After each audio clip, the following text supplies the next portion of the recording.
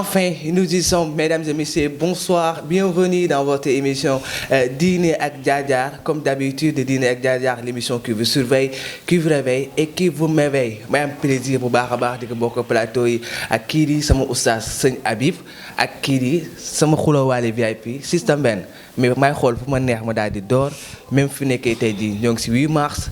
Journée mondiale de la femme mois de mars dépasse na 8 mars mais ba mois bi di jeex yëpp journée mondiale de la femme lay doon à chaque fois parce que année bi yëpp jigéen ñi dañ koy jagleel donc mu doon loo xam ne lu importance donc benn asalaamaaleykum sama xulóowaale VIP. maaleykum salaam wa rahmatulah. tey sajjati nga de. waaw nii laa mel sama yaram a ko laaj nag waaw mën na sañse. alhamdulilah ñu bàyyi la nga déglu mbokk si internet bi balaa may wax musiba. lay wax musiba. non yow xam nga damaa mën a sañse yow loolu xam nga ko bu baax. mais dama xam fu nga jëlee sa yére yi fekk ab bi lay damay bañ rek ne da nga ab. fu ñu koy jëlee te ma woo foofu ne ab comme ça benn à chaque fois ab yi ngay ab nii. seen maa ngi lay nuyu di nuyu sëñ Habib di leen ziare bu baax a baax waaye comme dañoo nekk si li nga xam ne mooy mois de mars muy feetu jigéen ñi génn guñu ci ba léegi damay souhaiter sama yaay ji rek bonne fête sama yaay ji nga xamante ne nii moo ñu taxawoo côté bu ne soirée gànna soirée mi nga xamante ne nii jigéen ju mën góor la soirée mi nga xamante ne nii tubaarkàlla macha allah fu yaay di taxawoo njabootam rek taxawu ñooñu côté boobu soirée bi nga xam ne bëggul benn doomam mer bëggul benn doomam xiif bëggul benn doomam rafle sama yaay ju baax ji sama yaay ji gën sama yaay ji nga xamante ni tubaarkàlla macha allah jéegi yëpp dañuy xëccoo di xool ci moom naan faat soirée dama gën ji ko kon maa ngi koy souhaiter bonne fête maa ngi koy ñaanal daal lu mu bëgg moo ko xam yàlla na ko yàlla defal comme ci feetu jigéen ñi dañ nekk yoon la ma souhaiter ko. kon boog yaay booy dundal. dundal et dundal ma jaar rek kii sëñ oustaz kooku moom à chaque fois bu waxee suñu xel yi yëpp dem Sidy Lamine macha allah oustaz maa ngi lay nuyu. jërëjëf Sène mbaa yaa ngi am jàmm. sant yàlla bu baax a baax. naka coono yeeg activités yi. kati. mbaa yaa ngi am xaalis bu baax. alhamdulilah maa ngi sant yàlla bu baax. wasaare mbaa mu ngi wasaare bu baax. mu ngi wasaare bu baax a baax. waaw Sène comme ni nga ko waxee ñu ngi ñaanal ñi amul jëkkër. ji ay jigéen. yàlla may leen dama laa bëgg waaye kii sëñ bi dama laa bëgg si ñaan bu am solo la ñaan bu am solo nga ñaan. waaw amiin rek. ñi nga xam ne dañoo am jëkkër. yàlla na yàlla may leen njaboot gu barkeel. amiin incha allah comme ñu ngi si weeru jigéen ñi. parce que jigéen ñi lañ koy cërale. ba tax na yal na yàlla dafa leen jàmm dafa leen xéwal. ñu dellusiwaat suñu émission bi Dîner ak Jaar Jaar. mais avant ñu delluwaat. sa soxna si mois de mars bi moom journée bi ni mu demee say soxna sax fàtte naa parce que yow mel ni yoroo benn. waaw dëgg la de ñoom daal ñu nga sa maa nga sa. ñu ngi sa yaa ngi sa. waaw ñu nga sa maa nga sa. waaw. yëkkati micro bi tuuti pour soxna si déglu ngay wax bu baax. soxna si mu ngi may déglu mu may déglu en direct si wasaare ñu nga sa maa nga sa xam nga ñoom comme ay aaw ak ñaareel la. aawa bi mooy wan ñaareel bi yoon wi. bu ko defee ma ñëw ñoom ñëpp wan leen yoon wi gën a jub. boo màggee yaa naa mel ni yow. loolu ma amin ñu mel ni man nag. gaaw a bëgg a mel bari nañ de. sëñ Habib du gaaw a mel ni yow de parce que dóorul faywul àttewul xeex fekkul ñuy xeex mooy leen tàngal kon yow toogal. parce que dama sa tolloogul rek su ma tolloo rek dóor xeex. xanaa dangaa bëgg a màgget dangaa bëgg a màgget. non tolloogu ma si xale bu ndaw la. daa bëgg a màgget xëy na. daa bëgg a màgget kay. waa Mbène. Sène. waaw. loolu liggéey. ma tëmbax. acca.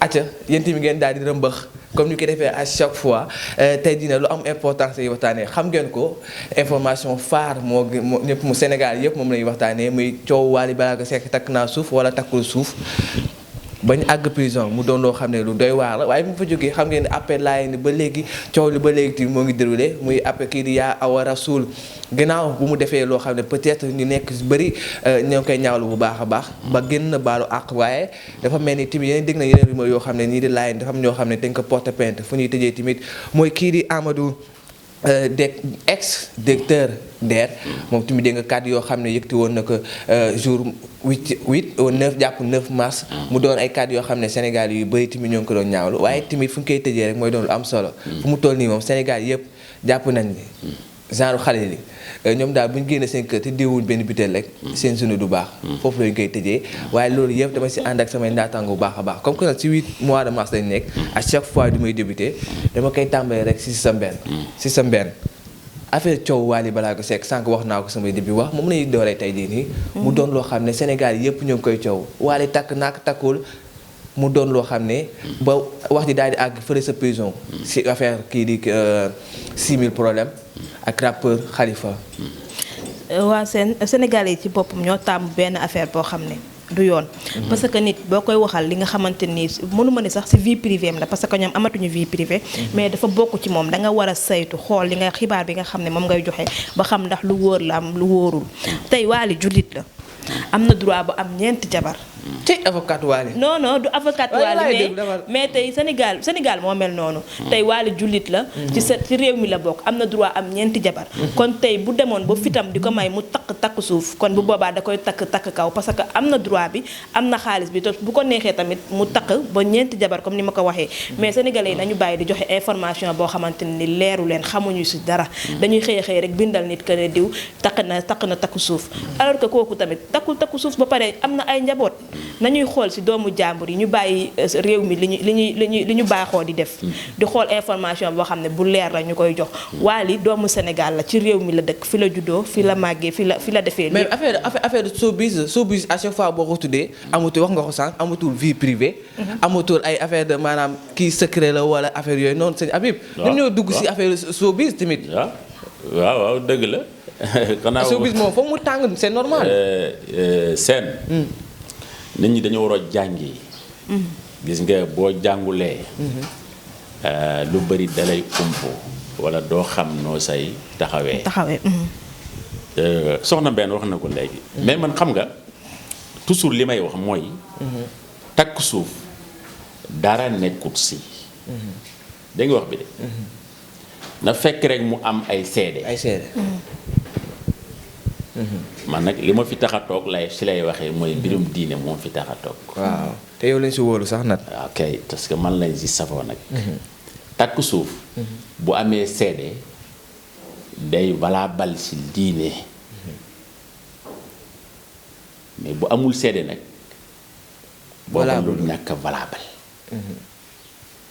dégg naa si ñum yebaloon. di ay oustaz. dégg naa si Modou Fall. dégg naa si oustaz Alioune Sall. wóoruma nag. da nga ko dégg. dama ko dégg. na ñoom la yebaloon. pour ñu dem takki suuf boobu. waaw kon am na ay seede. kon da nga jàpp ne yow fu mu toll nii. mais Sénégal lañ ni takk suuf boobu amul. loolu moo tax Wally Ballago Seck ñii di ay avocat am dem benn su fekkee juuma dem daal di porter plainte non. waaw loolu moo tax ñu dem porter plainte mais seen takk suuf boobu amul. sëñ Habib nee na déggoon wax sëñ Habib nee na dégg na ay oustaz ñoom Modou Fall ñoo yow teg ko oustaz Sall oustaz Modou Fall ak oustaz Alioune Sall. yow sa bokkoo si woon. non man bokkuma sax yàlla dogal na benn yoon lañ mës a gisee. maa ngi bëri ay dugg-dëgg de. waaw non benn yoon lañ mës a gisee.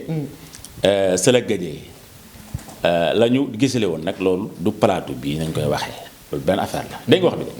mais dama ne am nag amul. bu amee seede day valable bu amul seede doo valable.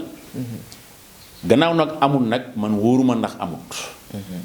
su fekkee nag dafa amul nag ba muy porter plainte. jaarul na mu porter plainte ndax ku ñu tuumal ci penc mi da ngay dem yóbbu mbir mi ci yoon ndax Wally Seck duwul n'importe qui ci réew mi. mais ce n'est pas que n'importe qui ci réew mi. Wally Seck artiste la ci milieu showbiz la nekk. à chaque fois nga dégg nit tamit ñooy du tuumaal. pourquoi porter plainte peut-être mën naa jàpp ne peut-être mën na leen comme ça ñu koy waxee tey mën na leen sëfal wala ñu xool ñuy waxtaanee parce que ce n'est pas la première fois. waaw ñuy waxal Wally Seck lii te mosul porter plainte Wally Seck jiñ nañ ko fi ba. peut-être xanaa leneen ko fa ñu mooy Wally Seck ëmb na wala Wally Seck ki wasin na. mais seen dafa instant yi dafa sonn te ku bëgg a dee ku nekk da ngay wékku wax ji tuuma yi si boppam moo bëri ci ndoddam même ne bu nekkul Wally Seck. mais tuuma yi jeexagul non tuuma yi jeexagul parce que moom moo nekk ci showbiz bi mais tamit dañuy sóoraale nit ki dafa am njaboot te dafa am famille aussi du lu ñu yëkkati rek ci lu bon wala ci lu ñaaw rek ne nañu ko xëpp ci kaw kii parce que moom moo amul kanam wala moo amul bàjjan si réew mi te ne Sénégalais tamit nañuy xool yenn saa yi si lu ñuy def dégg naa Sëñ Habib léegi ci ay biir waxam mu ne oustaz Modou Fall ak ki nga xamante ni moo di oustaz Alioune Sall xëy na ñoom tey bu ñu demoon bu bëgg a takkali ki nga xamante ni moo Wally Seck bu di ko takkal Wally ne leen takku suuf laay takk dinañ ko conseiller waxtaan ak moom ba bu boobaa dinañu takk kaw ku si mel ni Oustaz Alioune Sall xamee naa ko fulla bu toll ni bu tey Wally toogoon ak moom ne ko damay takk waaye takku suuf laay takk dina ko si génnee ba mu set ne ko takkal takk boo xamante ni ñëpp dinañ ko yëg ci loolu moo gën a valable que ngay takku suuf ak fi réew mi toll nii tamit. mais le problème qui se pose mooy maintenant Wally Ballago Seck lii maanaam ay porte-plainte day commencé bëri du question boo nekk seen milieu ku la xoos nga ne koy xuri te en plus sëñ Abib yaa ngi doon wax sànq naa dafa war a porter plainte gisoon nañ ko temps yi ne ñoo ko fa doon tuumaal affaire de homosexuel borom ñaari tur yi mu daal di porter plainte tey jii tamit ñu déggaat waa Seck moo ngi porter waat kenn ba mu fekkee da naan ay avocat am la est-ce que tamit bu fekkee dafa nekk si milieu showbiz bi lu nga ko wax tuuti mu ni xaama na porter plainte est-ce que loolu mu ti mënu ko yàqal waaw war naa moytu de gannaaw sa niveau dafa toll foo xam ne ni jéggi na day war na loo siy dugg rek nga xam lan la ndax nit ñi nag fii du ñuy tuumal nit mais dañuy yokk mais du ñuy sos dañuy sos mais dinañuy yokk nag voilà yokk boobu nag bu amee ki nga xam ne lañ yokkal war naa xoolaat taxawaayam bu ko defee léegi mbiram mën a continuer waaye su fekkee en chaque fois rek ñu ne diw sangam Wally Seck moo nekk nii Wally Seck def li bu yàggee nag mbir mi day xaw a doon dëgg waaw te it der moom lu ko tilimal dafa yomb lool ci Sénégal waaw réew mu neex a dee la waaye réew mu neex a dundee la waaw mais Wolof Njaay dara wax naan xam lu ko wolof waxee sama wolof na dafa leeru noonu bu fekkee da ngay dox à chaque fois ku la woo nga daal di gestu gëm naa ne fi ngay jëm du sori mais yenn saa yi moom Wally du wax de mais ñi nekk ci ginnaawam yenn saa yi ci bëri ñoom ñoo koy def mais maanaam wax yooyu noonu si Wally Seck lay dépendre parce que Wally Seck ak lu mu tey jii nii boo nekkoon xaytu Wally Seck boo gënee di wax Wally Seck bu fekkee buggul maanaam yow kàddu yi nga yëkkati muy jëm si askan bi du mës a jëm si askan bi maanaam tey jii nii à chaque fois Wally bu amee benn problème genre Pawlish yeeg wala ñeneen ñëpp dañ génn maanaam da si kaw nit ñi wala ñoom aadama ak ñooñu noonu mais bu fekkee Wally Seck la naqari góob ni ñoom dañu am fit boobu. waaw parce que ñuy wax yenn saa yi dañu war di sóoraale ne Wally dafa am ñi ko bëgg am ñu ko bañ du lu ñu yëkkati lu ñaaw lu nekk war koo teg ci doomu jàmbur aussi il faut ñuy sóoraale loolu. jëm si yàlla kii di papaam ñaata lañ ko fa tuumaal Youssou Ndour ñaata lañ ko fa tuumaal am na yeneen célébrité yoo xam ne Pape Cheikh Diallo à chaque fois ñun tuumaal te mosoo dégg ñu wax lay porter plainte tamit. parce que ñoom seen xel foofu la toll ku nekk ak sa xel la nga fa nga toll sa xel fu mu toll loolu ngay def ak sa la sa xalaat jox loolu ngay def xëy na dafa yaakaar ne tey bu defee ku ko waxal lu ñaaw mu porter la plainte bu wax ju ñaaw ji wàññeekuwul tamit dinañ ko xoolaat daal balaa ñu ko waxal dara. en tout cas daal lu ma si xam peut-être ñëpp Sénégal yëpp nee nañ li di takk suuf moom amul.